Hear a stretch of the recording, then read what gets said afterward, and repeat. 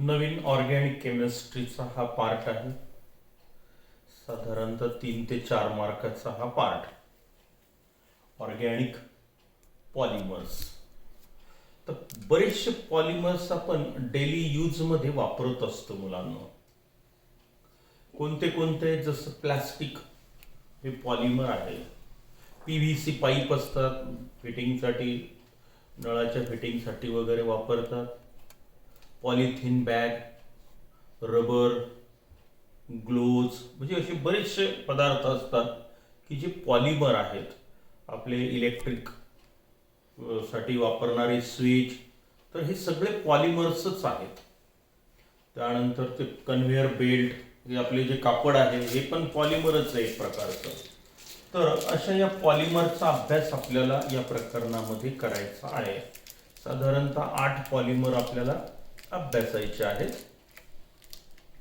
तर प्रिपरेशन सगळ्यात महत्वाचं, प्रिपरेशनच अधिक महत्वाचे आहेत आणि काही डेफिनेशन आहेत या प्रकरणात आलेल्या, बस तेवढं करायचं. साधारणतः 3 ते 4 मार्काचं हे प्रकरण. काय आहे पॉलिमर्स म्हणजे? आता पॉली म्हणजे अनेक, मर्स म्हणजे मॉलिक्यूल. अनेक मॉलिक्यूल एकमेकाला जोडून एक लॉंग चेन तयार झालेले कंपाऊंड म्हणजे पॉलिमर. काही अनेक लहान लहान मॉलिक्यूल, जो सिंपल मॉलिक्यूल छोटा मॉलिक्यूल असतो त्याला म्हणायचं आहे आपल्याला मोनोमर, एकटा molecule.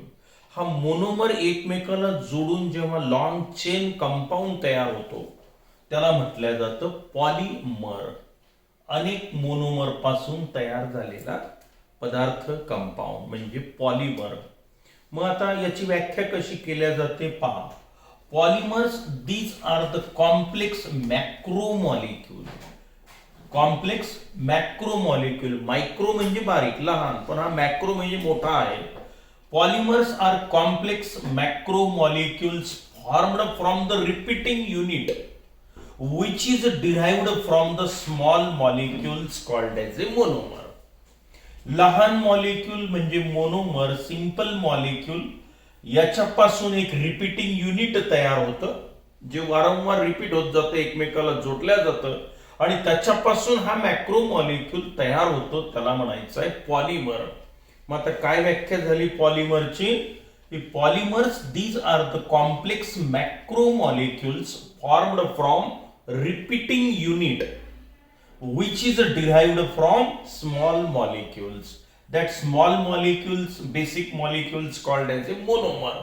Monomers link with each other by definite linkage, fixed linkage, and then it forms a polymer. For simplest example, म्हणजे एक्झाम्पल वरून तुम्हाला क्लिअर होईल की जसं आपण इथिलीन मॉलिक्यूल घेऊया. इथिलीन म्हणजे कोण? CH2 double bond CH2.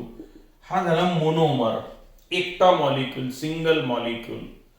आता असे मी n नंबर ऑफ मॉलिक्युल्स घेतो आणि याला काही हिटिंग वगैरे, हाय temperature, high pressure, high temperature आणि हाय प्रेशरला काय होतं बघा, हा बॉन्ड ब्रेक झाला.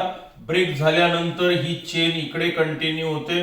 हा बॉन्ड ब्रेक केला आपण आणि आता पहा, हा एक मॉलिक्यूल. दुसरा मॉलिक्यूल असाच इकडून जोडून द्या, इकडनं जोडून द्या. चालला आता ही चेन चालली लांबत लांबत. हा झाला दुसरा मॉलिक्यूल जोडला, नाही तिसरा मॉलिक्यूल जोडला, अँड सो ऑन. चालू येतं हे असं, बरोबर आहे. हे इकडे चेन कंटिन्यू करा, इकडे चेन कंटिन्यू करा. हे इथिलीन किंवा इथिन, हे पॉलीइथिन. पॉली म्हणजे अनेक. हे कोण? इथिलीन. हे कोण? पॉलीइथिलीन किंवा इथिन पॉलीइथिन. त्या पॉलिथिन बॅग असतात आपण नेहमी वापरतो, तर तेच हे पॉलिथिन. मग हा पॉलिमर झाला. आता याच्यात काय म्हटलं आपण? हा झाला मोनोमर म्हणजे सिंगल मॉलिक्यूल. त्याच्यापासून रिपीटिंग युनिट म्हणजे हा एवढा पार्ट जो आहे की नाही, हाच रिपीट होत गेला बघा. हा असा रिपीट होत गेला, बरोबर आहे. मग हे झालं रिपीटिंग युनिट तयार आणि याच्यापासून हा मोठा मॉलिक्यूल तयार झाला, त्याला म्हणायचं आहे तुम्हाला पॉलिमर. अनेक मोनोमर एकत्र जोडल्या जाऊन जो लॉंग चेन कंपाऊंड तयार होतो त्याला म्हणायचं पॉलिमर. मग आता हे असं एवढं लिहित बसायची गरज नाही आपल्याला.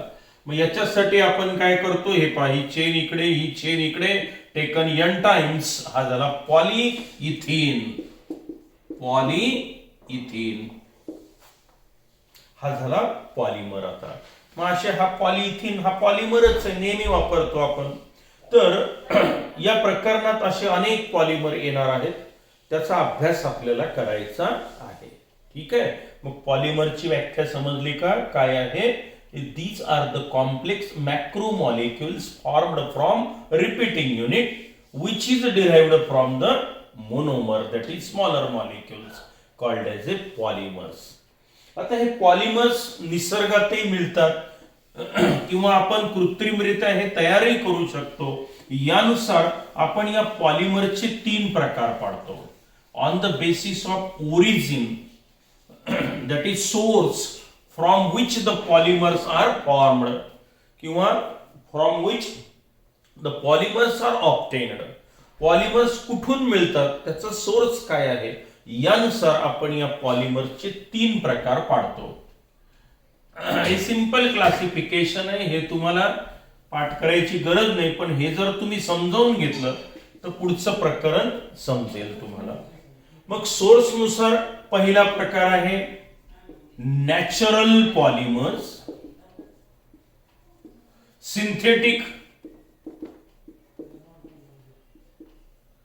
सिंथेटिक पॉलिमर्स आणि सेमी सिंथेटिक पॉलिमर्स. एक एक्झाम्पल किंवा नेचर तरी तुमच्या लक्षात येईल कमीत कमी याचं. Natural polymers, these are the polymers which are obtained from the natural sources. हे निसर्गात मिळणारे पॉलिमर आहेत. म्हणजे याचा सोर्स कोणता आहे? Nature. Natural polymers, the polymers which are obtained from natural sources may be obtained either from plants or from animals. That is called as a natural polymer. They are subdivided into 2 types. The polymers which are obtained from the plant called as plant polymers, and the polymers which are obtained from animal sources called as a animal polymer. Plant polymer कोणते आहेत? आता असे कोणते पदार्थ आहे निसर्गात जो polymer आहे? तो आहे cotton, jute, hemp, flax and so on. हे सगळे वनस्पतीपासून तयार झालेले पॉलिमर आहेत. कॉटन जर तुम्ही बघितलं तर त्याला फिलॅमेंटल नेचर असतं बघा, आणि फिलॅमेंटल नेचर एकमेकाला फिलॅमेंट अशा जोडल्या जाऊन असं जर त्याला पीळ दिला आपण तशी थ्रेड तयार होतो त्याचा. हे पॉलिमर आहेत, हे नॅचरल पॉलिमर आहेत. सेल्युलोज मटेरियल ऍक्च्युअली ते, आणि सेल्युलोज मटेरियल पासून हे चेन तयार झालेली असते. चेन कंपाऊंड आहेत, लॉंग चेन कंपाऊंड आहेत, आपल्या डेफिनेशन मध्ये बसतात. मग cotton, jute, hemp, flax, linen हे सगळे प्लांट ओरिजिन पॉलिमर्स आहेत, नॅचरल सोर्स आहेत, म्हणून हे झाले नॅचरल पॉलिमर. आता ॲनिमल पॉलिमर मध्ये सिल्क आहे, वूल आहे, हे फिदर्स आहेत. All these are the animal polymers. Silk आणि वूल हे निसर्गात तयार होणार आहे. हे डेफिनेशन कोणी विचारणार नाही तुम्हाला, पण माहिती पाहिजे. आता सिंथेटिक पॉलिमर म्हणजे काय, जी या प्रकरणात शिकायचे आहेत आपल्याला, याचाच अभ्यास आहे आपल्याला. सिंथेटिक पॉलिमर नावातच आहे, these are the man made polymers. कृत्रिमरित्या तयार केले, आपण तयार केलेले, निसर्गात नाही. कसे तयार करतो आपण? These polymers are prepared by the polymerisation of some simple molecule. काही सिंपल मॉलिक्यूल एकमेकाला जोडून आपण पॉलिमर जो तयार करतो त्याला म्हणायचं आहे synthetic polymer. The polymers which are obtained by the condensation, addition and followed by polymerization process, or the polymers which are prepared in the industry from simple molecule called as a synthetic polymer. For example, nylon, terylene, neoprene असे बरेच आपल्याला synthetic polymer या प्रकरणामध्ये घ्यायचे आहेत आपल्याला. Nylon आणि Terylene 2 example सध्या पुरे आहेत तिथे आपल्याला. सिंथेटिक पॉलिमर, टेफ्लॉन, पॉलिइथिन, हे सगळे सिंथेटिक मध्ये येतात. टेफ्लॉन, त्यानंतर पॉलिइथिन, हे सगळे सिंथेटिक कृत्रिमरित्या तयार केलेले हे पॉलिमर आहेत, मॅनमेड पॉलिमर आहेत. याला म्हणायचं सिंथेटिक पॉलिमर. आणि सेमी सिंथेटिक पॉलिमर म्हणजे काय? These are the polymers which are obtained by the chemical action on natural polymer. Natural पॉलिमरवर प्रक्रिया करून त्याची इम्प्रूव्हमेंट केल्या जाते, त्याचे प्रॉपर्टी, त्याचे गुणधर्म इम्प्रूव्ह केल्या जातात. अशा पॉलिमर्सला म्हणायचं सिंथेटिक, सेमी सिंथेटिक पॉलिमर. म्हणजे मूळ सोर्स नॅचरल आहे, पण त्याच्यावर प्रक्रिया करून तयार करण्यात आलेले पॉलिमर म्हणजे सेमी सिंथेटिक. निसर्गात जे पॉलिमर मिळतात त्यावर केमिकल प्रक्रिया करून आपण त्याची क्वालिटी इम्प्रूव्ह करतो, त्याला म्हणायचं आहे semi synthetic polymer. The polymers which are obtained by the chemical action on natural polymer, may be on plant और animal polymer, called as a semi-synthetic polymer. For example, acetate rayon, viscous rayon, cupra ammonium silk.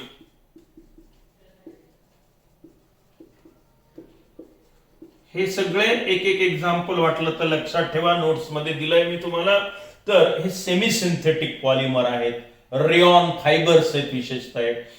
Acetate rayon, viscous rayon हे artificial silk आहे, म्हणजेच cupro ammonium silk. आणि specially cellulose material जे आहे, म्हणजे हे plant fibre, हे प्लांट पॉलिमर सेल्युलोज मटेरियल.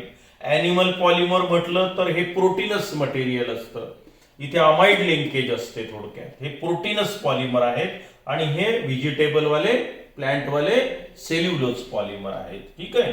तर यावर प्रक्रिया करून, विशेषतः या प्लांट पॉलिमरवर, सेल्युलोज मटेरियलवर प्रक्रिया करून हे पॉलिमर तयार करण्यात आलेले आहेत. Acetate rayon, viscous rayon, cupro ammonium silk. तर हे साधारणतः सिम्पलेस्ट क्लासिफिकेशन आपण पाहिलं. On the basis of source of the polymers from which it is obtain. निसर्गात मिळणारे म्हणजे नॅचरल पॉलिमर, त्यावर प्रक्रिया करून तयार करण्यात आलेले म्हणजे सेमी सिंथेटिक, आणि टोटली मॅन मेड पॉलिमर म्हणजे कोण? हे सिंथेटिक पॉलिमर. ठीक आहे. तर हे झालं सिंपल क्लासिफिकेशन. आता आपण पॉलिमरच्या प्रिपरेशन घ्यायचे आहेत आपल्याला, आणि नंतर डेफिनेशन घेऊया आपण. आता पहिला पॉलिमर घेऊया आपण, सिम्पलेस्ट, तो म्हणजे टेफ्लॉन. कोणता? पहिला पॉलिमर टेफ्लॉन. याचंच नाव आहे पॉली टेट्रा फ्लोरो इथिलीन. या टेफ्लॉनला दुसरं नाव आहे, chemical name poly tetra fluoro ethylene. आता आपल्याला इथिलीन माहिती आहे. इथिलीन म्हणजे कोण? CH2 डबल बॉन्ड CH2, हा कोण झाला? इथिलीन. बरोबर आहे. ETHYLE आणि इथिलीन. मी आता हे चारही हायड्रोजन काढतो आणि त्याच्याऐवजी 4 फ्लोरीन टाकतो, म्हणजे हा झाला टेट्रा फ्लोरो इथिलीन. काही बिघडलं? टेट्रा म्हणजे 4, टेट्रा फ्लोरो इथिलीन. याला म्हणायचं मोनोमर. हा सिंगल मॉलिक्यूल, हा आपला मोनोमर. आता या मोनोमरचं आपल्याला पॉलिमरायझेशन करायचं आहे. असंख्य मोनोमर एकमेकाला जोडायचे आहे, म्हणजे आपल्याला पॉलिमर तयार झालेला दिसून येईल. मग हे कोण झालं? टेट्रा म्हणजे 4 फ्लोरीन ऍटम. शेवटी कोण आहे? इथिलीन. Tetra fluoro ethylene. आता याचे मी n नंबर ऑफ मॉलिक्युल्स घेतो. किती? n number of molecules. Now when tetrafluoroethylene is heated in presence of hydrogen peroxide, high temperature, high pressure, then it undergoes polymerization and it gives polytetrafluoroethylene. आता काय होतं पहा, की हा जो कार्बन कार्बन मधला बॉन्ड आहे, डबल बॉन्ड, त्यातला एक बॉन्ड ब्रेक करा, बरोबर. बॉन्ड ब्रेक झाल्यानंतर ही चेन इकडे कंटिन्यू करा, इकडे कंटिन्यू करा. म्हणजे काय झालं, आता हा बॉन्ड ब्रेक झाला, चेन इकडे कंटिन्यू, दुसरा मॉलिक्यूल इकडे टाकून द्या, तिसरा, चौथा, पाचवा इकडून पण टाकत चला. आता हे काय झालं, याला म्हणायचं रिपीटिंग युनिट. आणि या रिपीटिंग युनिटच काय होत असतं, पॉलिमरायझेशन होतं एकमेकाला जोडून. मग आता हे कसं लिहायचं आपण, हे असं स्क्वेअर ब्रॅकेट टाकायचा, चेन कंटिन्यू दाखवायची आणि n नंबर ऑफ मॉलिक्युल्स होते. आता हे एकमेकाला जोडल्या गेले, मग हे इथे लिहिण्याचा प्रघात आहे. इथे लिहाल तर ते n number of free molecule होती, repeating unit will n times. तसं नाही, इथे जोडून दिलं म्हणजे हा झाला पॉलिमर. आता याला काय म्हणाल, असंख्य टेट्राफ्लोरो इथिलीन आले, मग म्हणून काय, पॉली टेट्राफ्लोरो इथिलीन. यालाच टेफ्लॉन म्हणतात. काय म्हटलं जातं याला, टेफ्लॉन, पॉली टेट्राफ्लोरो इथिलीन. हा हे very stable compound, carbon fluorine very strong bond, याच्यावर टेम्परेचरचाही फारसा परिणाम होत नाही. आणि म्हणून हा टेफ्लॉन जो आहे हा नॉनस्टिक कुकिंग वेअर्स मध्ये वापरण्यात येतं. काही फ्राय पॅन वगैरे असतात त्याच्यावर टेफ्लॉन कोटिंग लिहिलेलं असतं, ते टेफ्लॉन म्हणजे हाच पदार्थ असतो. तर हे टेफ्लॉन असा हा पॉलिमर झाला, व्हेरी सिम्पलेस्ट पॉलिमर. कोण, टेट्राफ्लोरो इथिलीन म्हणजेच टेफ्लॉन. आता दुसरा पॉलिमर आहे, त्याचं नाव पॉलीऍक्रिलोनाइट्राइल. पॉलीऍक्रिलोनाइट्राइल. दुसरा पॉलिमर, पॉली म्हणजे अनेक, ऍक्रिलो, नाइट्राइल. नाइट्राइल म्हणजे सायनाइड, नाइट्राइल, पॉली ऍक्रिलोनाइट्राइल. आता हा कोणता पॉलिमर आहे पाहूया आपण. ऍक्रिलोनाइट्राइल कोणाला म्हणण्यात येतं, CH2 डबल बॉन्ड CH, याला तर आपण व्हिनिल ग्रुप म्हणतो. जसं हा इथे हा झाला vinyl chloride, vinyl alcohol, vinyl bromide, vinyl iodide, तसा हा व्हिनिल सायनाइड आहे. तर या सायनाइडलाच काय म्हणतो आपण, नाइट्राइल म्हणतो. मग या कंपाऊंडचं नाव आहे ऍक्रिलोनाइट्राइल. चालेल, ऍक्रिलोनाइट्राइल. हे मी n नंबर ऑफ मॉलिक्युल्स घेतो आणि याचं करतो पॉलिमरायझेशन. आता पॉलिमरायझेशन म्हणजे काय, असंख्य मॉलिक्यूल एकमेकाला जोडणे. पॉलिमरायझेशन म्हटलं की हाय टेम्परेचर हाय प्रेशर आलंय, in presence of peroxide, hydrogen peroxide किंवा सिम्पली पॅरॉक्साइड लिहा. आता हा single molecule double bond break करून चेन वाढवा, काय होईल, हा CH2 असा लिहिला मी, त्यानंतर हा CH आणि इथे कोण आला, Cl. हा समोर न लिहिता खाली लिहा. हा बॉन्ड ब्रेक झाल्यामुळे व्हॅलन्सी रिकामी झाली, चेन इकडे कंटिन्यू करा, इकडे चेन कंटिन्यू करा. तोच आहे मॉलिक्यूल जसाच्या तसा. हे झालं रिपीटिंग युनिट तयार. मग आता याच्यापासून कोण तयार होतो, पॉलिमर एकमेकाला जोडून.